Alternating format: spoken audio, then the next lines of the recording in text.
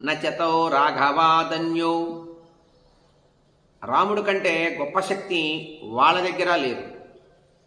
వాళ్ళని ఎదుర్కోగలిగినటువంటి సమర్థుడు కేవలం రాముడే అన్నాడు విశ్వామిత్ర మహర్షి దశరథుడితో. రాముడి గురించి నువ్వు భయపడకు, నాతో పంపించు, నీ కుమారుడికి శ్రేయస్సు కలుగుతుంది, 3 లోకాలలో కీర్తి కూడా పొందుతాడయ్యా అన్నాడు విశ్వామిత్ర మహర్షి. వీర్యోత్సిక్తో హి తౌ పాపౌ కాలపాశవశంగతౌ రామస్య రాజశార్దూలా న పర్యాప్తౌ మహాత్మనః. మారీచ సుబాహువులు యముని పాశాల వలన యముడి పాశాలకి కట్టుబడాల్సిన సందర్భం వచ్చింది వాళ్ళకి. వారు మహాత్ముడైనటువంటి రాముడి చేతిలో మరణించక తప్పదయ్యా. రాముడి చేతిలోనే వాళ్ళు మరణిస్తారు, ఎవరి చేతిలోనూ మరణించరు వాళ్ళు. అంత భయంకరమైన రాక్షసు. నేను శపించగలను వాళ్ళని, కానీ ఒక దీక్షలో ఉన్నా. ఆ దీక్ష సిద్ధించాలి అంటే మౌనము, శాంతి, ఓర్పు, మంత్రసిద్ధి నాకు కావాలి. అవి కావాలి అంటే వారిని నా యొక్క తపశ్శక్తితో శపించటం అనేది మంచిది కాదు. నీ కుమారుడు దీనికి సమర్థుడు. నీ కుమారుని నాతో పంపితే నీ కుమారుని నేను రక్షిస్తా, 3 లోకాలు అతన్ని కీర్తిస్తాయి.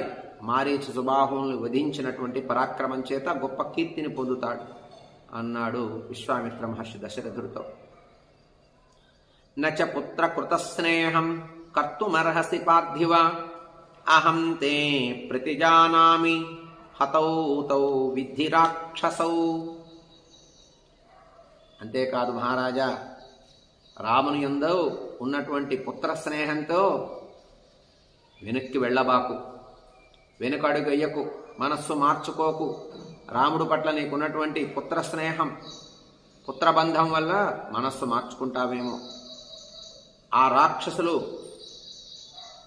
రాక్షసులను రాముడు మాత్రమే నిలుపగలడు, రాముడు మాత్రమే ఎదుర్కోగలడు, రాముడు మాత్రమే వధించగలడు. ఇందులో సందేహం లేదు. ఇది నిశ్చయించుకో. నేను నీకు ప్రతిజ్ఞ చేసి చెప్తున్నా అన్నాడు విశ్వామిత్ర మహర్షి దశరథుడితో.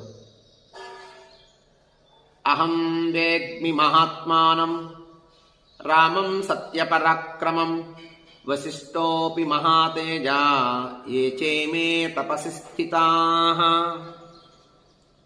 రాముడి గురించి నువ్వు పుత్రోత్సాహంతో కావచ్చు, పుత్రవాత్సల్యంతో కావచ్చు, పుత్ర స్నేహంతో నా దగ్గరికి పంపవేమో నాతో. మనస్సు మార్చుకోకు దశరథ మహారాజా.